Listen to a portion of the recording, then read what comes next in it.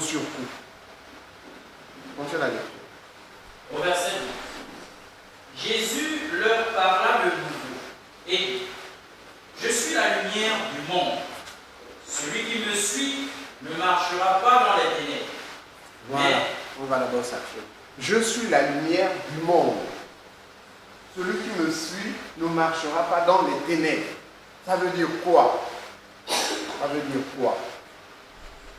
Ça veut dire qu'ayant reçu Jésus-Christ, il y a une lumière en nous. La lumière veut dire une connaissance, une capacité d'être intelligent au-dessus de la moyenne. Qu'est-ce que ça veut dire? Une capacité d'être sage au-dessus de la moyenne. Cette capacité, Jésus-Christ nous l'apporte.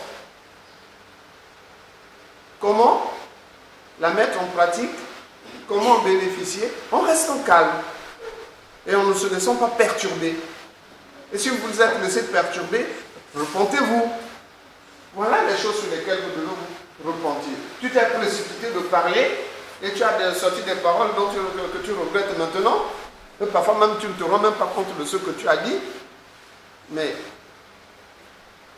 tu as pris les ténèbres, tu as mis devant, tu as pris la lumière, tu as mis derrière. Pour que la lumière paraisse, tu dois rester calme. Vous comprenez? Donc c'est une nature que nous devons apprendre à développer. Elle doit être développée chacun pour sa part dans la vie de tous les jours. Par la méditation. Donc il est la lumière du monde. Celui qui reçoit sa connaissance, qui se confie en lui, sa nature change. Relis ce passage-là. Jésus leur parla de nouveau et dit, je suis la lumière du monde. Je suis la lumière qui éclaire l'homme. Oui. Celui qui me suit ne marchera pas dans les ténèbres. Donc celui qui me suit ne va plus être inquiet, ne va plus avoir peur, ne va plus tâtonner. Mais il faut que nous commençons à montrer que nous suivons Jésus. Beaucoup de gens dans les églises là, ils vont à Jésus, mais est-ce qu'ils le suivent? Et que veut dire d'ailleurs suivre? Suivre Jésus là, ça veut dire quoi? Comment suit-on Jésus? Suivre Jésus, c'est marcher avec une confiance ferme que vous lui appartenez, premièrement. Avec une confiance ferme qui doit diriger votre vie. Et vous révélez ce que vous devez faire. Le scribe sage qui est son bon trésor des choses anciennes et des choses nouvelles. Que les bien-aimés me trouvent ce passage. Le scribe sage tire son bon trésor des choses anciennes et des choses nouvelles. C'est dans les évangiles. Trouvez ça. Ça veut dire quoi? Qu'à cause de la lumière du Seigneur en nous, on va d'abord parler selon les Écritures. Dans l'Ancien Testament, il y a la parole de Dieu qui donne l'intelligence. Dans le Nouveau Testament, il y a la parole de Dieu qui donne de l'intelligence. Mais aussi, tu as été à l'école. Tu as des aptitudes. Ce sont les choses anciennes dont tu tires ton trésor. Tu gagnes ta vie de tous les jours. Tu enseignes les enfants. Tu travailles dans un bureau. Tu travailles au champ. Tu vends au marché. C'est les choses anciennes dont tu tires ton trésor, à travers lesquelles le Seigneur te bénit. Il fut une époque où des bien-aimés disaient, moi, j'abandonne tout, je vais servir le Seigneur. Oui, mais si tu meurs de faim là, tu sers le Seigneur comment? Si tu n'as plus le taxi pour venir à l'église, tu sers le Seigneur comment? Est-ce que vous comprenez? Et des bien-aimés passés des mois, des années, là, à côté de l'homme de Dieu, sans rien faire. Maintenant, comment on va payer les dîmes, les offrandes? Quand il y a des collectes, vous allez faire comment? Est-ce que vous comprenez? C'est un manque de sagesse. Quelqu'un a trouvé le passage? Bon, c'est pas grave, on va continuer. Oui, frère? Oui.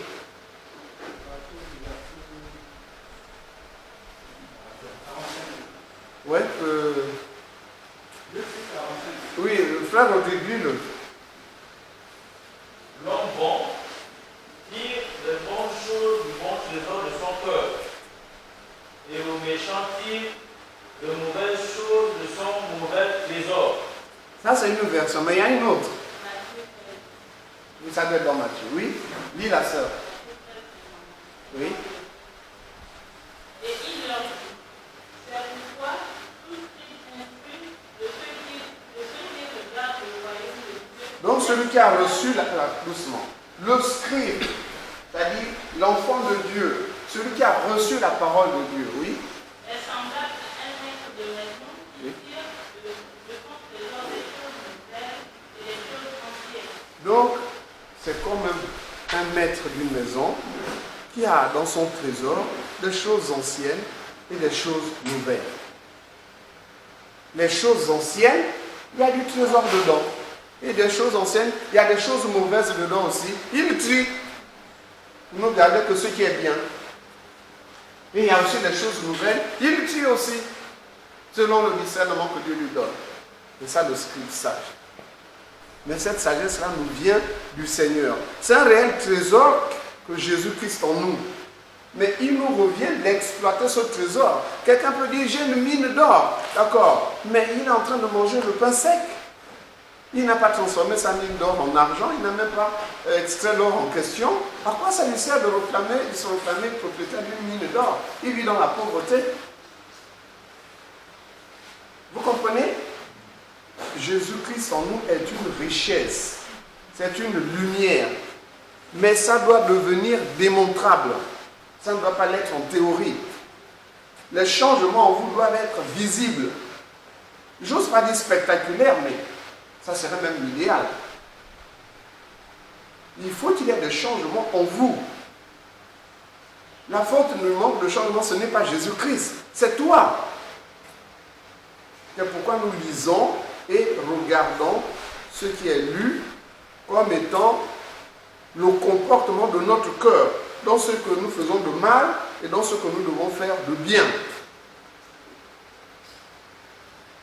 Donc il est la lumière. Celui qui reçoit cette lumière-là ne marche plus dans les ténèbres. C'est-à-dire que les démons ne vont plus abuser de lui. C'est ce que ça veut dire. Il ne va plus être le jouet des démons. Mais comment ne pas être le jouet des démons quand tu te laisses encore guider par tes colères, tes jalousies, tes impulsivités, tes faiblesses, etc. Si c'est ça qui te guide, comment veux-tu que tu sois éclairé? Le Seigneur attend. Bon, diminue d'abord la lumière, on attend. Qui se décide? Continue la lecture. On reprend le verset 12. Jésus leur parla de nouveau et dit, je suis la lumière du monde. Celui qui me suit ne marchera pas dans les ténèbres, mais il aura la lumière de vie. Là-dessus, les pharisiens lui disent, tu rends témoignage de toi-même, ton témoignage n'est pas vrai. Jésus leur répondit, quoique je rende témoignage de moi-même, mon témoignage est vrai, car je sais d'où je suis venu et où je vais.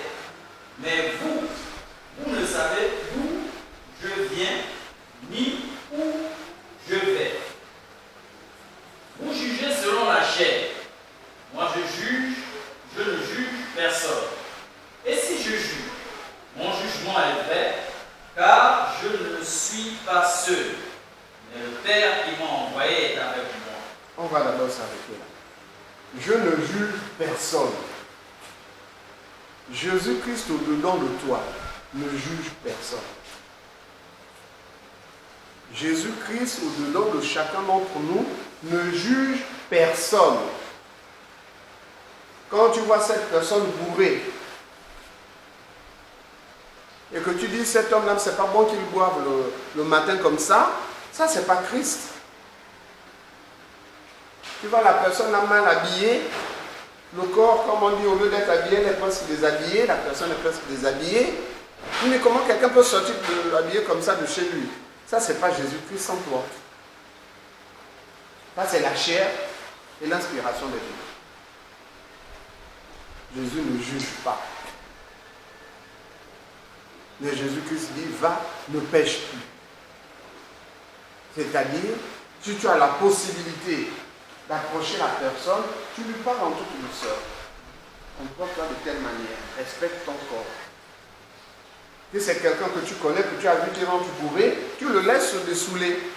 Tu viens 2 ou 3 jours après, quand il a dit, ah, l'autre jour, je t'ai vu, tu es arrivé comme ceci, bon, tu sais